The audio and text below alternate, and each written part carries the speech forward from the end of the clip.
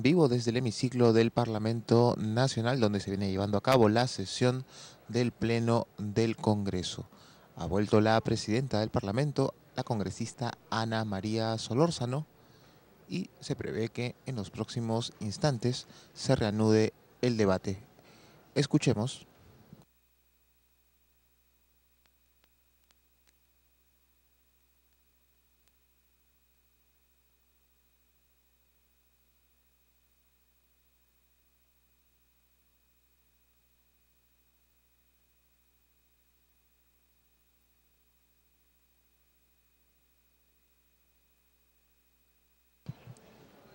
Para quienes recién se conectan a nuestra señal, recordamos que antes de la pausa se venía debatiendo la acusación constitucional contra el exministro de Energía y Minas, el señor Pedro Sánchez Gamarra, por haber firmado un decreto supremo que, según el congresista Teófilo Gamarra, quien sustentó la acusación constitucional, es ilegal e inconstitucional porque postergaba el abastecimiento nacional de gas, privilegiando la exportación a otros países. El decreto no se justificaba, según el congresista Gamarra, ya que además, tal como lo manifestó el entonces ministro, existían suficientes reservas de gas. Se pidió 5 años de inhabilitación.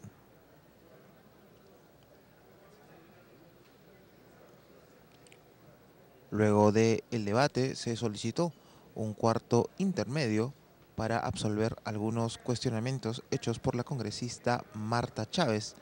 Sin embargo, la propia congresista retiró sus preguntas para que el informe pasase al voto, tras lo cual se convocó a junta de portavoces y ya se ha reiniciado aquí en el Pleno la sesión que debe continuar en los próximos minutos. Estamos en vivo y en directo desde el Palacio Legislativo.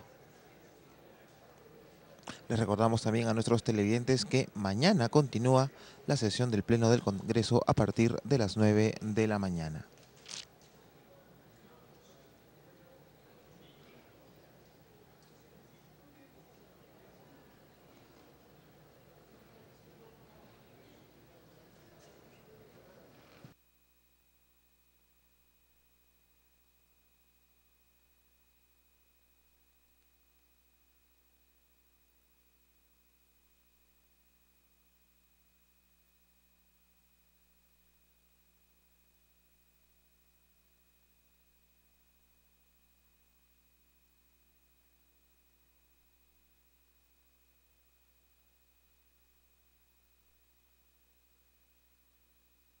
Señores congresistas, se reanuda la sesión.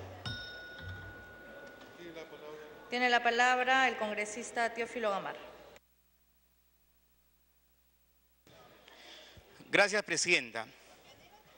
En principio, quiero aclarar a todos los congresistas que en este tema no hay nada personal, en absoluto.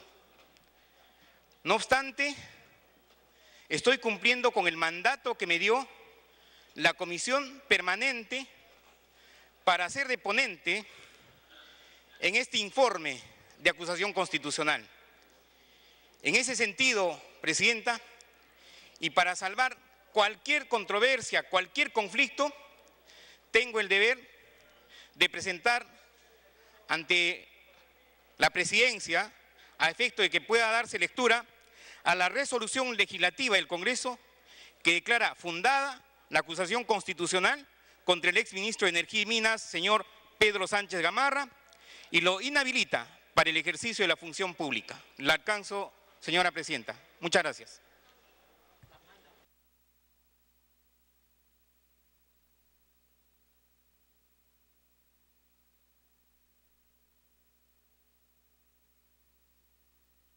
Que alcance el congresista. Finalizado el debate, se va a dar lectura al proyecto de resolución legislativa del Congreso propuesto por el congresista Teófilo Gamarra. Resolución legislativa del Congreso que declara fundada la acusación constitucional contra el exministro de Energía y Minas, señor Pedro Sánchez Gamarra, y lo inhabilita para el ejercicio de la función pública. El Congreso de la República, considerando lo dispuesto en el artículo 100 de la Constitución Política del Perú y el inciso I del artículo 89 del Reglamento del Congreso, tomando en cuenta que los hechos denunciados constituyen infracciones a la Constitución Política del Perú en sus artículos 38 y 65. Por lo antes señalado, se hace imperativo ejercer las atribuciones que la Constitución le otorga para imponer sanción. Resuelve declarar fundada la acusación constitucional contra el exministro de Energía y Minas, señor Pedro Sánchez Gamarra, por haber cometido infracción a la Constitución Política del Perú en sus artículos 38 y 65 y en consecuencia inhabilitarlo para el ejercicio de la función pública por 5 años. Cúmplase, comuníquese, publíquese y archívese. Antes de marcar asistencia para votar, se va a dar lectura a la relación de integrantes titulares y suplentes de la Comisión Permanente que, conforme los precedentes, están impedidos de votar. Relator de lectura. Relación de integrantes titulares y suplentes de la Comisión Permanente impedidos de votar respecto a la denuncia constitucional 21. Congresistas titulares: Aguinaga Recuenco, Becerril Rodríguez, Díaz Dios, Gamarra Saldívar, Luna Gálvez, Mavila León, Medina Ortiz, Portugal Catacora, Reátegui Flores, Reinaga Soto, Tejada Galindo, Velázquez Quesquén, Zamudio Briceño. Congresistas suplentes: Alcorta Suero, Bengolea Delgado, Coari Mamani, Guaire Chuquichaico, Guayama Neira, Lescano Ansieta, López Córdoba y Molina Martínez.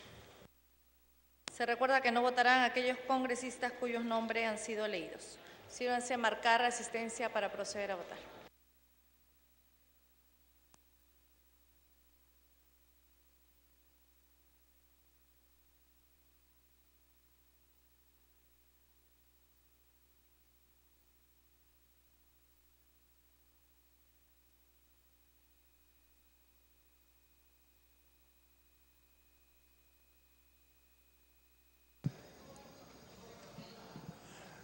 De esta manera, la representación nacional viene marcando su asistencia para la votación de la acusación constitucional de la Comisión Permanente contra el exministro de Energía y Minas, el señor Pedro Sánchez Gamarra, por la supuesta infracción de los artículos 38 y 65 de la Constitución Política del Perú.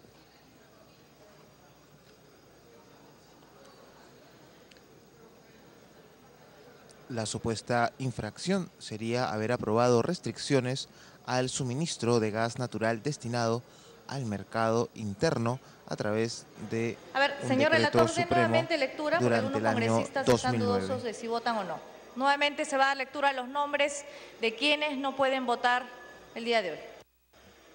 Relación de integrantes titulares y suplentes de la Comisión Permanente impedidos de votar respecto a la denuncia constitucional 21. Congresistas titulares: Aguinaga Recuenco, Becerril Rodríguez, Díaz Dios, Gamarra Saldívar, Luna Gálvez, Mavila León, Medina Ortiz, Portugal Catacora, Reátegui Flores, Reinaga Soto, Tejada Galindo, Velázquez Quesquén, Zamudio Briceño. Congresistas suplentes: Alcorta Suero, Bengolea Delgado, Coari Mamane, Guaire Chuquichaico, Guayama Neira, Lescano Ansieta, López Córdoba y Molina Martínez. Congresista Mauricio Mulder, tengo una pregunta. Se ha dado lectura a quienes votaron en la acusación constitucional anterior, pero no es esa la interpretación del reglamento. El reglamento dice que se vota sin los miembros de la Comisión Permanente. Yo soy miembro de la Comisión Permanente, no se ha leído mi nombre, y por lo tanto yo estaría habilitado a votar porque no voté en la Comisión Permanente. No es así. Los 26 miembros de la Comisión Permanente, aunque no hayan votado, no pueden votar ahora, porque el reglamento dice claramente, sin contar los miembros de la Comisión Permanente. Todos los miembros. Congresista Marta Chávez. Congresista Marta Chávez. Ese criterio no es válido, porque si fuera así, serían entonces casi 52 personas las que se tendrían que excluir, porque son los 26 que son por el hecho de solo ser, y los que han sido reemplazados, señora Presidenta, en su momento, También, o sea, no, son los de la comisión permanente o sus suplentes que hubieran votado, señora presidenta, porque si no serían muchos más, y eso no es el criterio. No. Si por ejemplo, si según el criterio del congresista Mulder son los 26 y supongamos que esos 26 no hayan ido 10, han tenido que haber unos 10 reemplazantes. Entonces serían ya 36. No, señora presidenta, es solo los miembros de la comisión permanente y sus suplentes que hubieran votado, señora presidenta. Gracias. Congresista Mauricio Mulder. Presidenta, no hay contradicción. Si son 26... tienen que ser 26. Si no votó un titular y lo reemplazó un suplente, que me están informando que en el caso mío ha ocurrido, pero siempre tienen que ser 26. No es solo sobre la base de la lectura de los que votaron. Porque si fuese ese el criterio, que ya en otra oportunidad se discutió, ¿qué podría haber ocurrido? Se ha podido dar en varias oportunidades que se hacen votaciones con el mínimo, y después vienen a votar acá y le elevan el porcentaje de 2/3 que se necesita. Es completamente distinto. Siempre se tiene que descontar 26. Congresista Marta Chávez. No, señora presidenta, esos serían los peligros del mínimo de quórum con el que puede funcionar una sesión y con el que se pueden tomar acuerdos, pero no justifica, señora presidenta, que se aumente pues el número. Pueden haber personas de los 26 titulares que no han ido y no han sido reemplazados y entonces no tienen por qué excluirse, señora presidenta. No, y si es que hay congresistas que son miembros titulares y que no asistieron y no fueron reemplazados. En ninguno de ellos puede ser excluido, señora presidenta. Solo el titular que votó o el titular que al no haber ido fue reemplazado por su accesitario, ellos son los que no pueden votar. Dentro del número mínimo del quórum necesario, señora presidenta, que los demás voten acá, pero no es razón para aumentar, señora presidenta, el número de personas inhabilitadas. Gracias. A ver, antes de proceder a dar la palabra a los siguientes oradores, tengo en mis manos unos antecedentes del 25 de septiembre del 2008, con la presidencia del congresista Javier Velázquez Quesquén, donde justamente ocurre lo que la congresista Marta Chávez ha expuesto, yo creo que exactamente. En todo caso, si quieren abrir debate al respecto, podríamos nosotros entregar dicho antecedente para que empiece el debate. Congresista Javier Velázquez Quesquén. Pide la palabra, congresista. Adelante, congresista Quesquén, le doy la palabra. Congresista Andrade. Gracias, presidenta. Una aclaración, por favor. Los que asistimos a la subcomisión de acusaciones constitucionales, ¿estaríamos aptos para votar o estamos también en el mismo grupo? Gracias. El reglamento dice que es comisión permanente, no El reglamento solo menciona a los de la comisión permanente, congresista. Entonces, quedamos claros que solamente los de la comisión permanente y los titulares que no votaron en la comisión permanente pueden votar en el pleno. Por lo tanto, el relator va a dar nuevamente lectura de los nombres de las personas que no pueden votar el día de hoy en esta acusación. Relator, nuevamente. Relación de integrantes titulares y suplentes de la Comisión Permanente impedidos de votar respecto a la denuncia constitucional 21. Congresistas titulares: Aguinaga Recuenco, Becerril Rodríguez, Díaz Dios, Gamarra Saldívar, Luna Gálvez, Mavila León, Medina Ortiz, Portugal Catacora, Reátegui Flores, Reinaga Soto, Tejada Galindo, Velázquez Quesquén, Zamudio Briceño. Congresistas suplentes: Alcorta Suero, Bengolea Delgado, Coari Mamani, Guaire Chuquichaico, Guayama Neira, Lescano Ancieta, López Córdoba y Molina Martínez. Se va a proceder a declarar el cierre de la asistencia.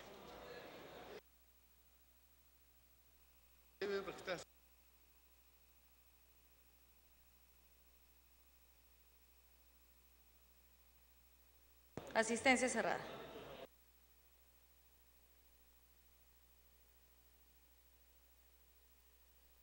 Cerrar asistencia. Han registrado su asistencia 89 señores congresistas. Se va a votar el proyecto de resolución legislativa del Congreso. Para su aprobación se requiere la votación favorable de 2/3 del número de miembros del Congreso. Sin participación de la comisión permanente. En consecuencia, el número de congresistas aptos para votar es de 109. Por lo tanto, se necesita el voto a favor de no menos de 73 congresistas para aprobar la acusación constitucional. En aplicación de lo dispuesto por el inciso I del artículo 89 del Reglamento del Congreso de la República, carecerán de efecto los votos emitidos por los congresistas que están impedidos de votar. Al voto, congresistas.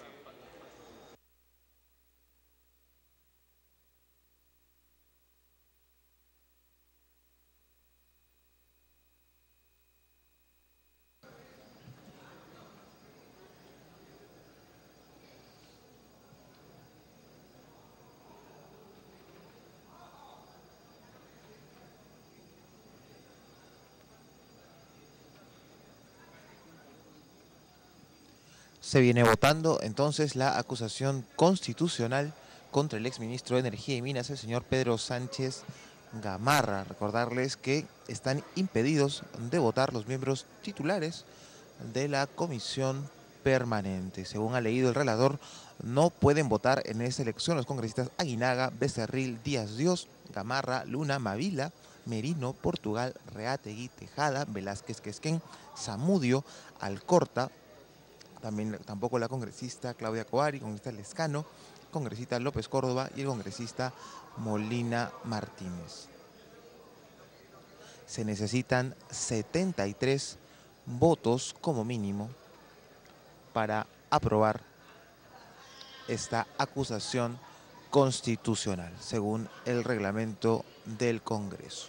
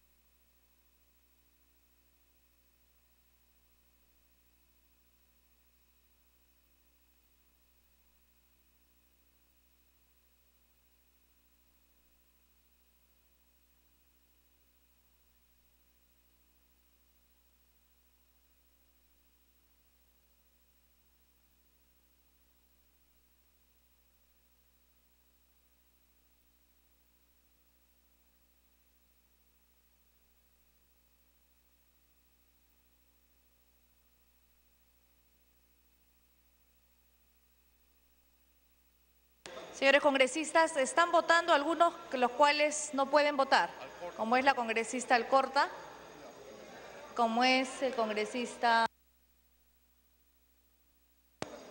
Portugal, tampoco puede votar.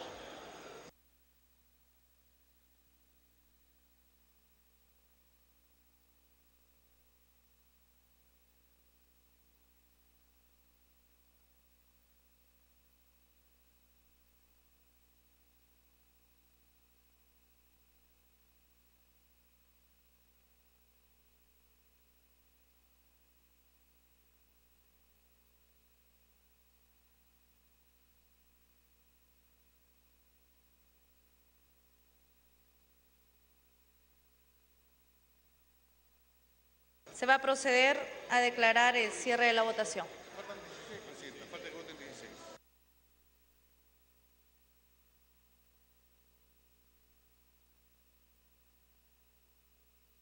Votación cerrada.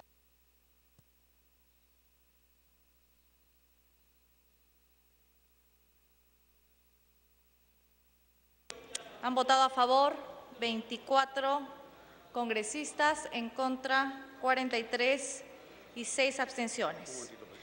Vamos a descontar a aquellos congresistas que, a pesar que se ha leído que no pueden votar, han votado. Un momento, por favor. Más congresista León, rojo. Más congresista Segundo Tapia, rojo. Congresista Aurelia Tan, rojo.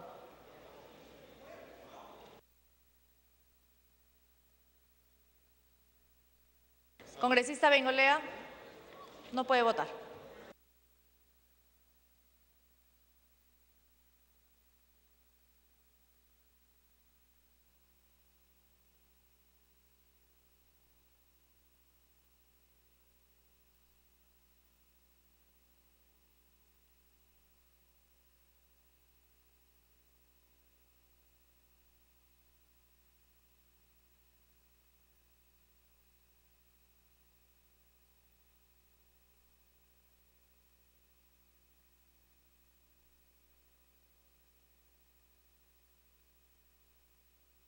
Han votado a favor 24 congresistas, 45 en contra y 5 abstenciones. Se han descontado 2 votos del congresista Portugal y la congresista Alcorta. En consecuencia, no ha sido aprobado el proyecto de resolución legislativa del Congreso. Siguiente punto. De la Comisión Permanente contra el exministro de Energía y Minas, señor Pedro Sánchez Gamarra, por la supuesta infracción de los artículos 38, 44, 54, 66 y 73 de la Constitución Política del Perú.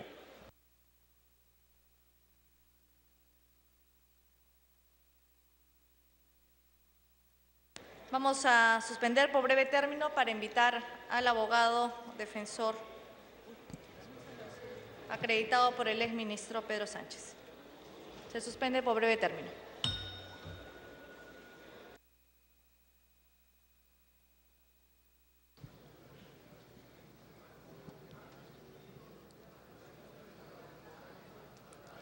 Se ha suspendido por algunos minutos la sesión del Pleno para que haga su ingreso nuevamente el abogado del exministro de Energía y Minas, el señor Pedro Sánchez Gamarra, esta vez por la acusación constitucional que habla de la supuesta infracción de los artículos 38, 44, 54, 66 y 73 de la Constitución Política del Perú. Recordarles que el abogado del exministro de Energía y Minas es el señor Natale Amprimo. ¿Qué es lo que señala esta acusación constitucional? La acusación se formula porque el exministro habría presuntamente promovido la firma de un acta de entendimiento entre el Estado y la empresa minera Shogun, que opera en la localidad de San Juan de Marcona. En esta acta se le habría entregado el uso gratuito de la bahía de Marcona a la empresa minera Shogun para instalar un complejo petroquímico. Según la acusación, esto originó. Se reanuda la sesión. La presidencia saluda la presencia del abogado Amprimo, quien concurre ante el Pleno para ejercer el derecho de defensa del señor Pedro Sánchez Gamarra. Se va a dar lectura a la parte pertinente del inciso I del artículo 89 del Reglamento del Congreso de la República. Reglamento del Congreso de la República, artículo 89, procedimiento de acusación constitucional. Mediante el procedimiento de acusación constitucional se realiza el antejuicio político de los altos funcionarios del Estado, comprendidos en el artículo 99 de la Constitución Política. El procedimiento de acusación constitucional se desarrolla observando las siguientes reglas. Parte pertinente, inciso I. El acuerdo probatorio de sanción de suspensión, inhabilitación o destitución por infracción constitucional en un juicio político previsto en el primer párrafo del artículo 100 de la Constitución se adopta con votación favorable de los 2/3 del número de miembros del Congreso, sin participación de la Comisión Permanente, siguiendo el principio de razonabilidad señalado por la Comisión de Constitución y Reglamento en su informe presentado el 27 de enero del 2004 y aprobado por el Pleno del Congreso el 28 de enero del mismo año. En este caso, la aplicación de la sanción impuesta por el Congreso es inmediata. Tiene la palabra el congresista Teófilo Gamarra, encargado de sustentar el informe aprobado por la Comisión Permanente y formular la acusación correspondiente.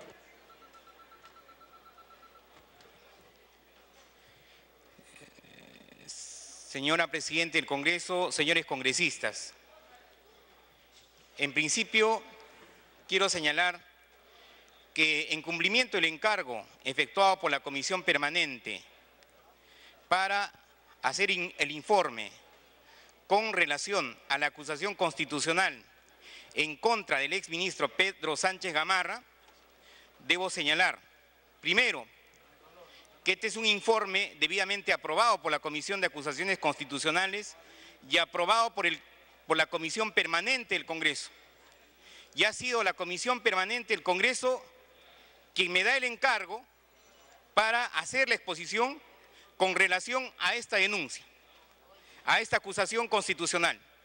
En ese sentido, señora Presidente, vamos a dar inicio a esta exposición. La denuncia fue presentada el 5 de agosto del 2010, la misma que fue actualizada por el Consejo Directivo el 19 de octubre del 2011. Entre los fundamentos de la imputación tenemos que en el año 1992 el Estado peruano suscribió con Shogan el contrato de compra-venta de acciones y aportes de la empresa Hierro Perú, por el cual Shogan adquirió la citada empresa y la titularidad de la concesión minera CPS número 1, ubicada en la bahía de San Juan de Marcona.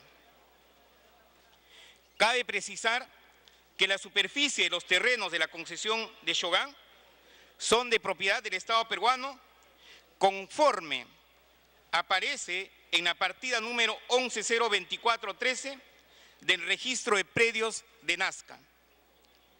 En el año 2007 se promulgó la ley 29.163, Ley de Promoción para el Desarrollo de la Industria Petroquímica, que declaró de interés nacional y necesidad pública el fomento, promoción y el desarrollo de la industria petroquímica.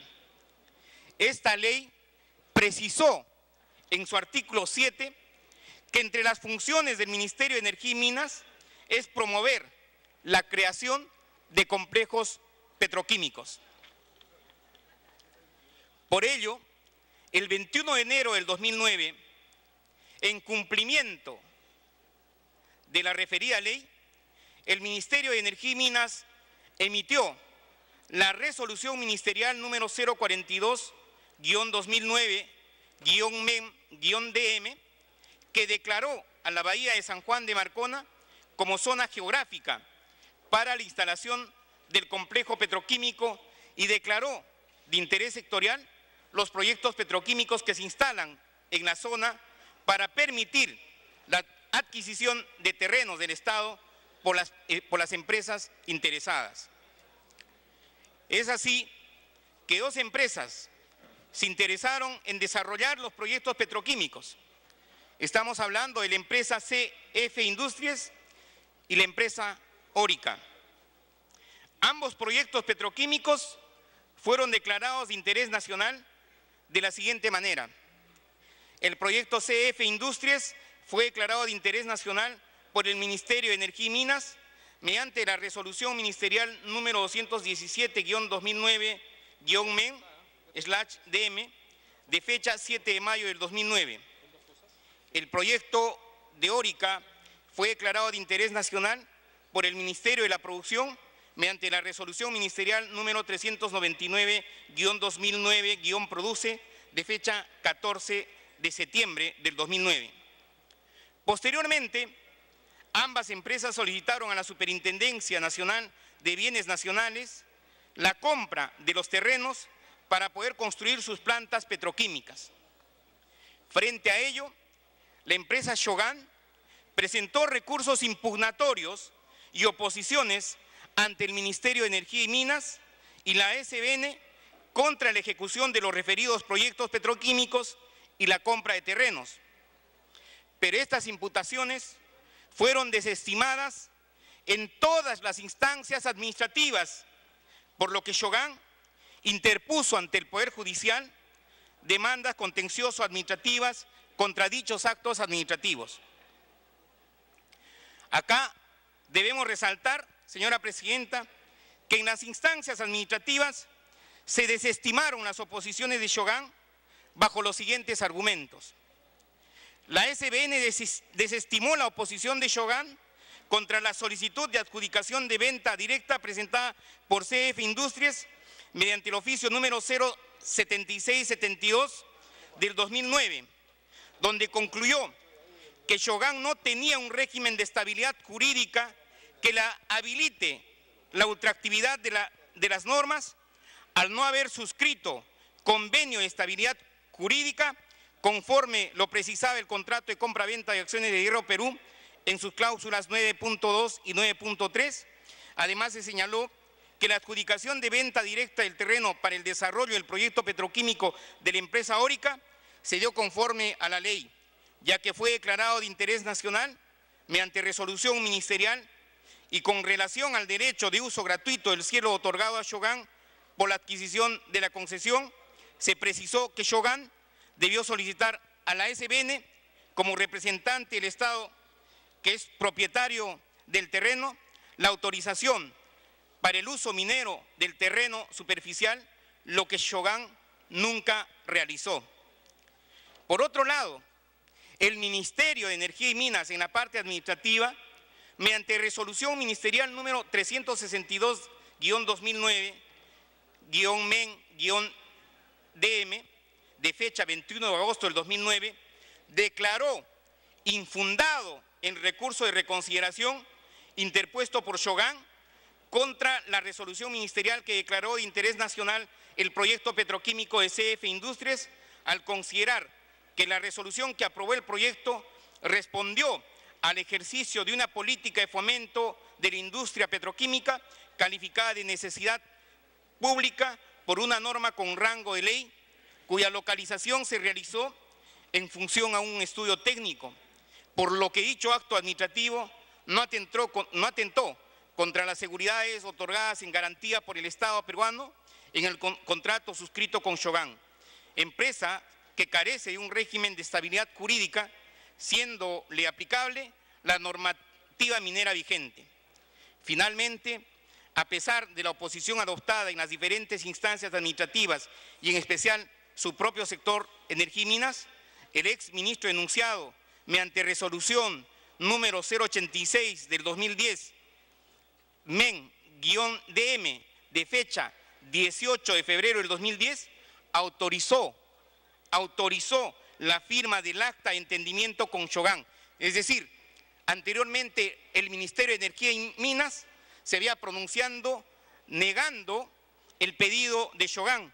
Sin embargo, con fecha 18 de febrero, el ministro del sector autorizó la firma del acta de entendimiento con Shogan. De acuerdo a estos hechos, señora presidenta, en el acta de entendimiento se reconoció, en el acta de entendimiento firmado entre el Estado peruano y Shogan, se reconoció el derecho de uso minero gratuito a Shogan sobre toda la extensión de su concesión, aplicándole el artículo 37, numeral 1 de la Ley General de Minería, a pesar que dicho artículo no estaba vigente, pues había sido modificado por la Ley número 26.505 y este, a su vez, fue modificado por la Ley número 26.570.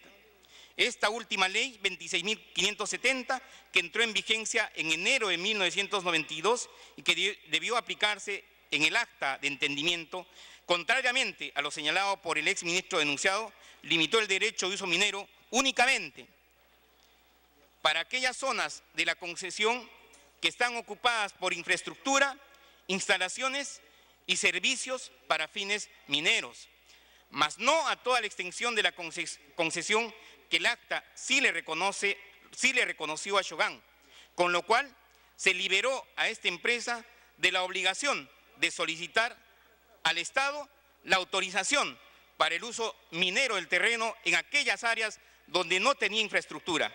Por ello, el acta de entendimiento otorgó un beneficio indebido a Shogan en contra de los intereses nacionales.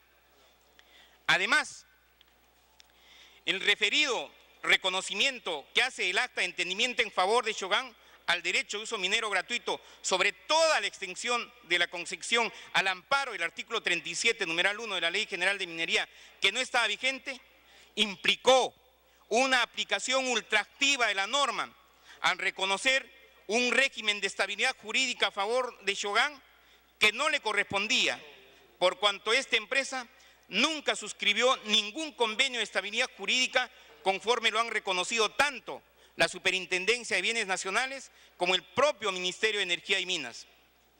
El acta de entendimiento redujo ostensiblemente los linderos de la zona geográfica destinada a la instalación del complejo petroquímico aprobada por resolución ministerial, que en efecto implicó una reducción del área original de 1.970 hectáreas a un área de 243 hectáreas con 8.596.10 metros cuadrados, lo cual implicó una reducción del 88%, quedando solamente para el complejo petroquímico el 12% del área original.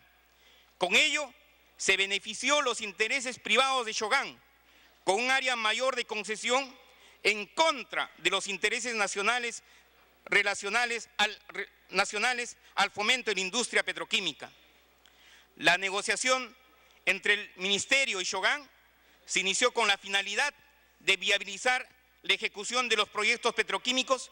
Sin embargo, concluyó con la firma de un acta de entendimiento que otorgó beneficios que no correspondían a Shogan, transgrediendo el ordenamiento jurídico con el agravante que la entidad pública contravino su función de fomento de la industria petroquímica del Perú.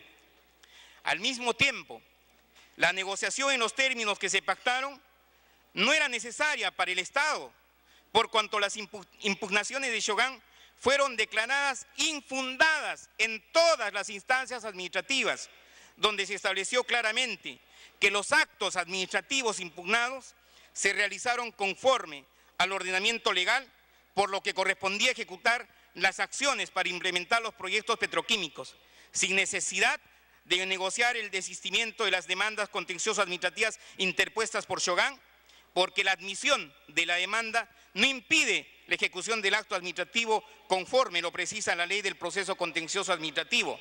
En esencia, no puede un funcionario público negociar en contra o en menoscabo de los intereses nacionales. Además, no puede tomarse como válido el argumento que no podía modificarse el contrato de concesión con Shogan, porque conforme ha interpretado el propio Tribunal Constitucional, es factible la modificación de los contratos de concesión, precisando lo siguiente: la concesión minera no determina prima facie la estabilidad o inmutabilidad de lo pactado, para lo cual existen los contratos ley. El Estado podrá intervenir razonablemente, modificando sus cláusulas, no en cualquier circunstancia, sino cuando el interés público lo amerite. C. La protección, control y conservación de los recursos naturales son de interés general de la nación y el Estado debe preservar su aprovechamiento en su beneficio. En el presente caso, se ha determinado que Shogan no había suscrito un contrato ley ni había suscrito un convenio de estabilidad jurídica que impidiera modificar las condiciones sobre las que se pactó la transferencia de la empresa Hierro Perú y su derecho de concesión. La creación de la zona geográfica para el desarrollo del polo petroquímico se realizó respetando el ordenamiento jurídico, ya que la ley 29.163 declaró de interés nacional y de necesidad pública el fomento, promoción y el desarrollo de la industria petroquímica. En base a este marco legal es que el Ministerio de Energía y Minas, el de Producción y la Superintendencia Nacional de Bienes Nacionales realizaron actos administrativos correspondientes con el fin de concretar el desarrollo de proyectos petroquímicos solicitados por empresas interesadas. En ese sentido, Shogan debía de dar las facilidades para el desarrollo del polo petroquímico, ya que está ubicado en parte de su concesión. Y no debió el Ministerio abdicar de sus potestades para hacer cumplir una política de Estado como el desarrollo de las industrias petroquímicas. En ese sentido, señora Presidenta, se encontraron indicios razonables que evidenciaron que el exministro Sánchez Gamarra infringió la Constitución Política del Perú, específicamente en los siguientes artículos. El artículo 38 de la Constitución, que obliga a todos los peruanos a proteger los intereses nacionales, que en el presente caso la infracción es evidente, al beneficiar ilegalmente a una empresa particular contra el interés nacional de desarrollar la industria petroquímica, al reducir la zona geográfica destinada para dicho fin. Se vulneró el artículo 44 de la Constitución al omitir el deber de garantía, protección del debido aprovechamiento del patrimonio de la nación, al no asegurar que uso de bienes del Estado sirvan para promover el bienestar general, como era el fomento de la industria petroquímica a través de una zona geográfica específica que fue reducida para beneficiar a un tercero. Se infringió el artículo 54 de la Constitución al reconocer a Shogun un derecho de uso minero gratuito sobre toda la extensión de un terreno de propiedad del Estado peruano sobre la base de una norma derogada, sin tomar en cuenta que la determinación de la zona geográfica destinada al polo petroquímico se realizó respetando el ordenamiento jurídico. Se contravino el artículo 66 de la Constitución al no ejercer el imperio que corresponde al Estado sobre los recursos naturales, sobre los cuales debe establecer su uso y goce. Omisión que se evidenció en el acuerdo del acta de entendimiento que redujo la zona geográfica destinada al desarrollo de la industria petroquímica en beneficio de Shogun, a la cual además se le reconoció un derecho de uso minero sin amparo legal. Finalmente, se infringió el artículo 73 de la Constitución al reconocer a un concesionario un derecho sobre un bien de derecho público bajo una norma que no estaba vigente. En ese sentido, señora Presidenta, debemos tomar en cuenta lo señalado por el Tribunal Constitucional en la sentencia recaída en el expediente 3593-2006-AA/TC, donde señala que la Constitución prevé el juicio político como mecanismo de control político y faculta al Congreso de la República para sancionar políticamente. Es así que reconoce la existencia de un juicio político destinado a sancionar infracciones a la Constitución, considerando como infracción constitucional todas aquellas violaciones a los bienes jurídicos constitucionales establecidos en la Constitución que no sean materia de protección y sanción, en caso de incumplimiento por norma legal alguna. Con esto se busca proteger la Constitución, evitando la impunidad de quienes la violen por medios no previstos ni sancionados en la ley. En ese sentido, señora Presidenta, la Comisión de Acusaciones Constitucionales, así como la Comisión Permanente del Congreso de la República, concluyó acusar constitucionalmente al señor Pedro Sánchez Gamarra, ex ministro de Energía y Minas, por la infracción de los artículos 38, 44, 54, 66 y 73 de la Constitución Política del Perú, sancionándolo con la inhabilitación para ejercer el cargo público por un plazo de 5 años. Este es el encargo que me ha dado la Comisión Permanente del Congreso de la República a efecto de informar con relación a la presente acusación constitucional. Muchas gracias, Presidenta. Ha culminado el sustento del congresista Teófilo Gamarra. Puede hacer uso de la palabra el abogado del señor Pedro Sánchez. Señor Amprimo.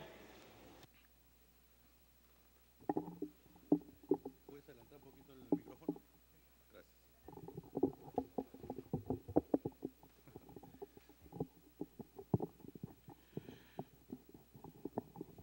poquito más.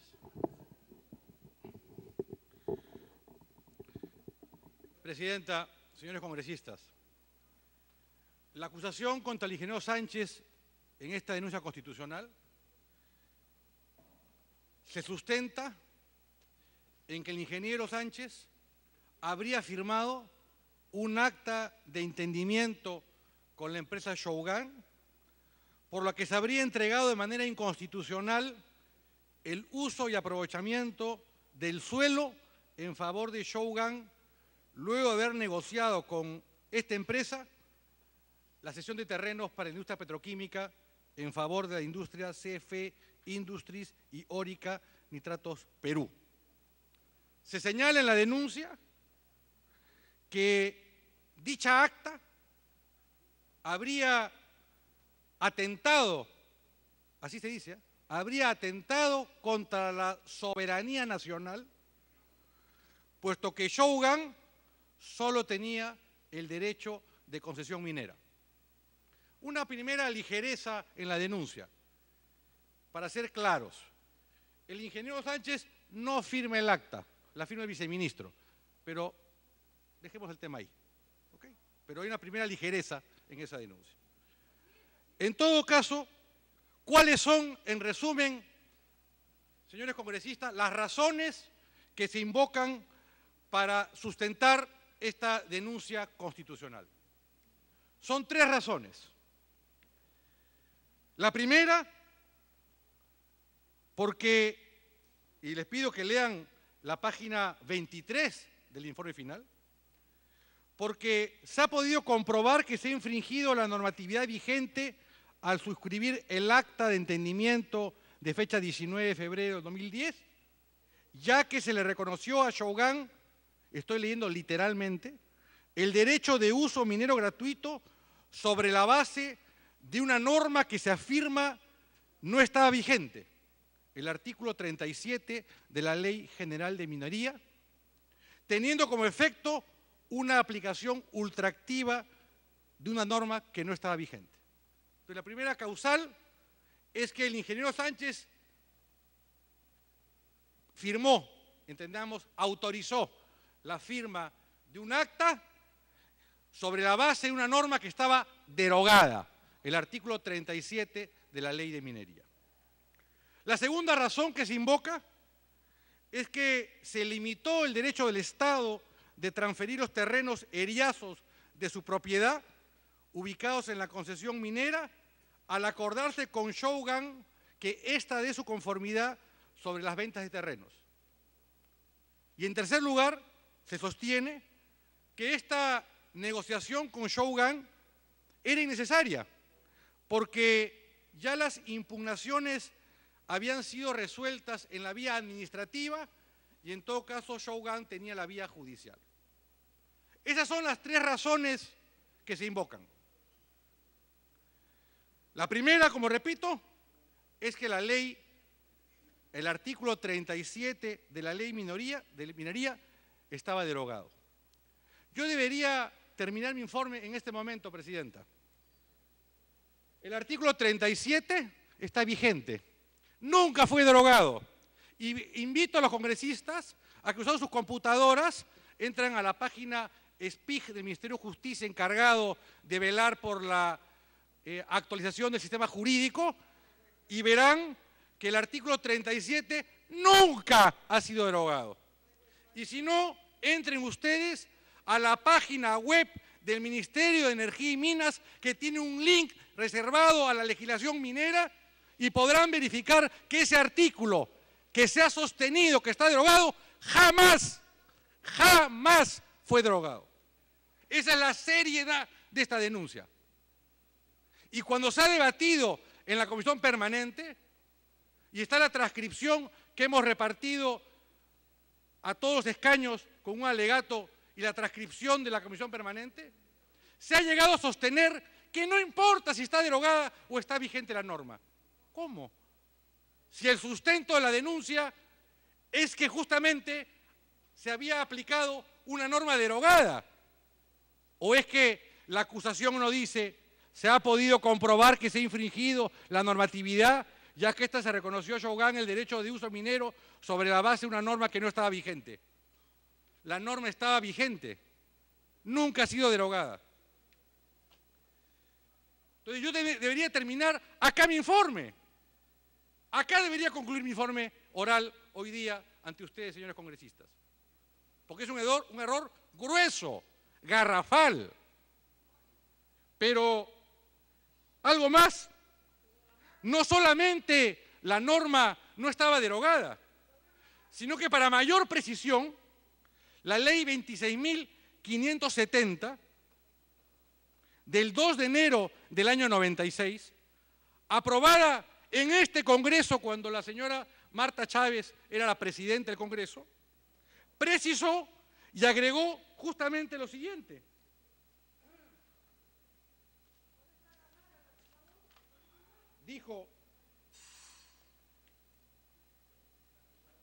Dijo la ley, para aclarar que no estaba derogada, mantiene vigencia el uso minero de hidrocarburos sobre terrenos eriazos cuyo dominio corresponde al Estado.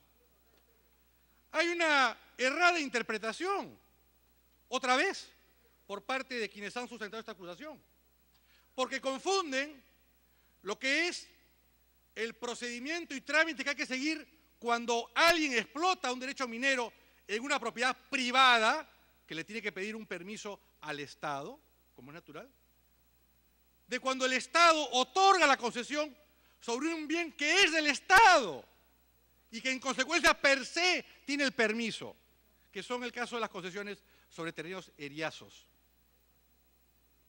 Es decir, que no solamente la norma legal que se invoca estaba vigente, sino que además había una ley posterior que ratificaba ello. Y sobre ese particular, la acusación ha guardado total silencio. Y quiero decir que esta argumentación ha sido esgrimida en todas las instancias de este procedimiento parlamentario. Y ustedes no verán un solo levantamiento de este argumento, porque no existe ese levantamiento.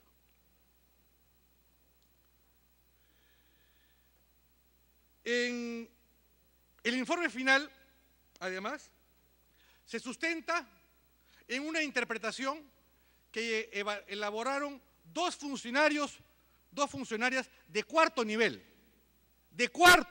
jerárquico de la Superintendencia de Bienes Nacionales. Equivocadas, con una interpretación errada. Y la Subcomisión de Acusaciones Constitucionales convocó a la actual Superintendencia Nacional de Bienes Nacionales, que dicho sea de paso es la única autorizada a emitir opinión a nombre de su institución, dicho sea de paso. Y cuando fue interrogada, invitada como testigo por la comisión, no por nosotros, por la comisión, ¿qué es lo que dijo en su testimonio la actual superintendenta, designada por este gobierno, no es el gobierno anterior? Literalmente, si me preguntan por la opinión actual, como superintendenta, efectivamente la superintendencia no tiene por qué dar permiso para usos de derecho minero. O sea que la comisión ofrece como prueba una testimonial que no le da la razón y acusa. Es una cosa, pues, el mundo al revés, contrario a toda lógica jurídica. Y a mí además, y no hay nada personal contra el, porque hoy está Gamarra por intermedio de la mesa, porque no está presente, a mí además me extraña que él haya sustentado esta denuncia. Yo he presentado un alegato que entiendo que está en sus curules, en el cual he acompañado un informe, un oficio del 5 de septiembre del 2012, dirigido por el Ministerio de Energía y Minas en este gobierno, al señor Gamarra cuando presidía la Comisión de Energía y Minas. Y en ese oficio se absolvía una pregunta del señor Gamarra. El señor Gamarra, fuera del procedimiento parlamentario de acusación constitucional, como presidente de la Comisión de Energía y Minas, le formula al Ministerio de Energía y Minas de este gobierno cuál es la interpretación correcta del acta de entendimiento. Y en el año 2012, o sea, hace 3 años, nos hubiésemos ahorrado cuánto tiempo en el Congreso, el Ministerio de Energía y Minas le contesta. Tienen ustedes en sus curules la respuesta. ¿Y qué le dice el Ministerio de Energía y Minas de este gobierno? ¿Cómo se debe interpretar el acta? Le dice, en consecuencia debemos afirmar que la interpretación respecto al alcance del Decreto Supremo 02793-EM, de fecha 10 de diciembre del año 92, que otorgó la garantía del Estado en respaldo a las declaraciones y seguridades estipuladas por la empresa Minero del Perú, S.A. Minero Perú, como vendedora de las acciones de la empresa minera de hierro del Perú, Hierro Perú, que se transfirieron a Shogun Corporation en virtud del contrato de compra-venta de acciones y compromiso de aportes de capital de la empresa minera de Hierro Perú, celebrado con fecha 1 de diciembre del año 92, fue efectuada de manera legítima, en aplicación del principio de buena fe contractual. 8. Es en ese sentido que el artículo 2 de la Resolución Ministerial 086-2010 MEM-DM ratificó el reconocimiento del Estado peruano respecto a que la empresa minera Shogun goza del atributo de uso minero gratuito de los terrenos eriazos que se encuentran sobre las concesiones mineras a las que se refiere el contrato de compra-venta de acciones y compromiso de aporte de capital de Hierro Perú, para los fines propios de la actividad concedida, conforme al artículo primero, conforme al numeral primero del artículo 37 y 127 de la Ley General de Minería, otorgados no en propiedad, sino en afectación para su uso minero. Hace 3 años que el señor Sánchez, el señor Gamarra, como presidente de la Comisión de Energía y Minas, conoce cuál es la intención correcta de ese acta de entendimiento. No tramitada por nosotros, porque esto fue algo que pidió el propio señor Sánchez al Ministerio de Energía y Minas, de la cual yo he tenido conocimiento recién hace una semana. ¿Cómo se puede venir acá a sostener que está derogado y que ese acta de entendimiento tiene una interpretación contraria a la que funcionarios de este gobierno el día de hoy le dan a esa acta de entendimiento? ¿Eso puede ser sustentado válidamente? Por otro lado, Presidenta, aunque bastaría lo que yo he dicho hasta aquí para desestimar la denuncia, por otro lado, hay una errada lectura del acta de entendimiento. Una errada lectura que yo diríamos que, sin querer ofender, desde mi particular óptica, no es acorde a la buena fe. Porque se señala que a través de esa acta se habría limitado el derecho del Estado a transferir terrenos eriazos ubicados en el área de concesión, por cuanto se acuerda que Shougang debe dar su conformidad. Miren, aquí está el acta de entendimiento. ¿Qué dice el acta de entendimiento? Shougang da su conformidad al requerimiento del Estado peruano para que las empresas petroquímicas CF Industries y Orica Nitratos adquieran de la Superintendencia de Bienes Nacionales terrenos de aproximadamente 1.52 y 1 kilómetro cuadrado. ¿Dónde está la limitación al derecho del Estado? O sea, cuando el señor ministro quiere resolver una controversia para poder impulsar la industria petroquímica y logra que la empresa que se oponía a su instalación diga que está de acuerdo, ¿eso es violar la soberanía nacional? ¿Eso es violar la soberanía nacional, señores? ¿Eso es? ¿Dónde está que se ha limitado el derecho del Estado peruano para vender terrenos eriazos? ¿En esa frase?